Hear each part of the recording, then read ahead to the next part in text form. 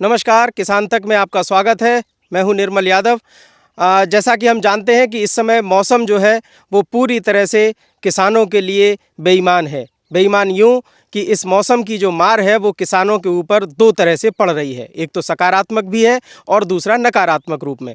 सकारात्मक की अगर हम बात करें तो जैसा कि आप जानते हैं कि इस समय गेहूं की बुआई जो है वो हो चुकी है सभी जगह, चाहे वो यूपी हो, एमपी हो, उत्तर भारत के सभी राज्यों में गेहूं की बुआई लगभग 15 से 20 दिन पहले कंप्लीट हो चुकी है। लेकिन कुछ इलाके ऐसे भी हैं जिनमें देर से गेहूं की बुआई हो पाई और इसकी वजह रही कि जो बारिश थी सर्दी के पहले जो बारिश होती है उसका आना देर से हुआ। इसकी वजह से गेहूं की बुआई टली, देर से फसल बोई गई और अब सर्दी बहुत ज़्यादा पड़ने के कारण इस फसल के अंकुरण में भी देरी हो रही है।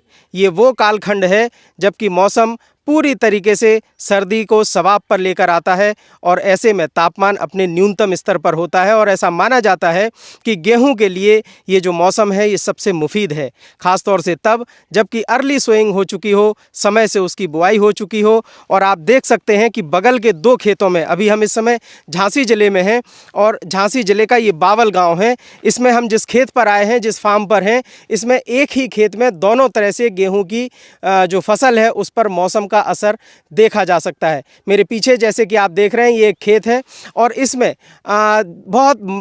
जो गेहूं की जो पौध है वो बहुत ही छोटी छोटी है, हल्की सी हरियाली दिखाई दे रही है। जबकि वहीं ये एक बगल का खेत है, इस खेत में गेहूं बोया गया है और ये पूरी तरह से हरा है। तो इसका मतलब है दो समय में जब दो तरह से गेहूं की बुआई होती है तो इसकी जो बढ़त है, इसकी जो ग्रोथ है वो दो रूपों में दिखाई देती है और ये मौसम के बदलाव का भी इस पर असर पड़ता है। हम आज किसानों से भी बात करेंगे जिनके ये खेत हैं कि एक ही समय में एक ही फसल को दो तरह से जब बोते हैं या दो समय में बोते हैं तो उसका क्या क्या असर पड़ता है। आइए, हमारे साथ एक किसान है। क्या नाम है आपका? हमका राम सिंह नाम है जी, आप कौन सा गाँव है ये? बावलटाड़ा। बावलटाड़ा।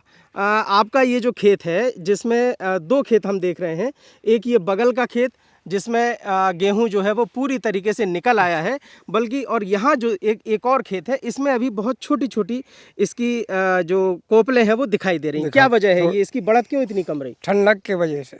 अच्छा, गेहूं की जो ग्रोथ होती है उसमें ठंडक का क्या असर होता है? वो लेट से निकलते हैं अंकुरण। अगर देर से बोई गई है। बोई गई है। जी, आपका क्या नाम है? हमारा दीनानाथ कुशवाहा नाम है। जी।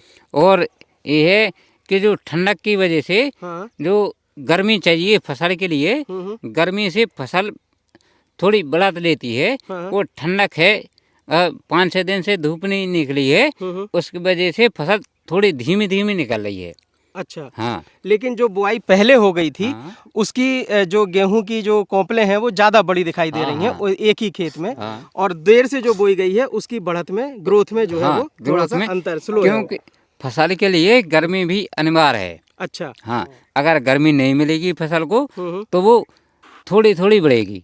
अच्छा। हाँ, माने उसकी ग्रोथ जो स्पीड है वो कम रहेगी।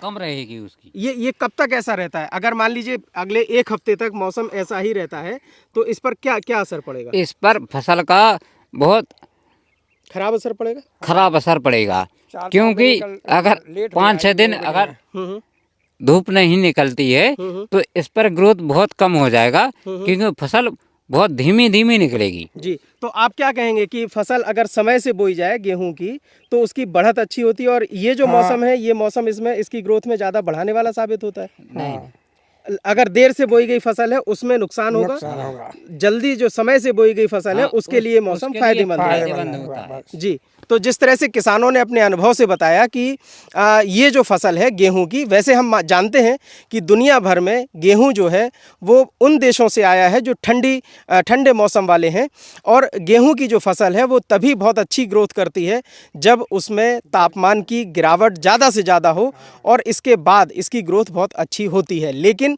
अगर वही गेहूं देर से बोया गया हो तो फिर उसमें इस तरह का जो मौसम है उसकी ग्रोथ में बहुत दिक्कत पैदा करता है, उसकी ग्रोथ को स्लो कर देता है।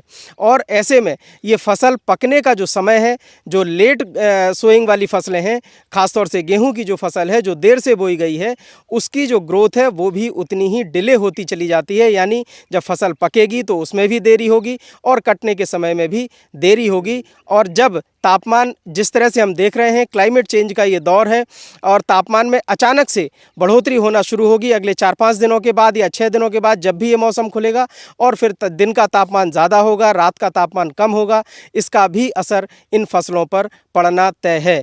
तो इस प्रकार से एक ही खेत में अलग अलग समय पर बोई गई एक ही फसल की ग्रोथ को समझने के लिए ये मौसम जो है वो मुफीद है और ये बता रहा है कि किस तरह से किसानों को समय से बुआई करना चाहिए, तभी वे अपनी उपज का सही लाभ ले सकते हैं। झांसी जिले के बावल गांव से किसान तक के लिए निर्मल यादव।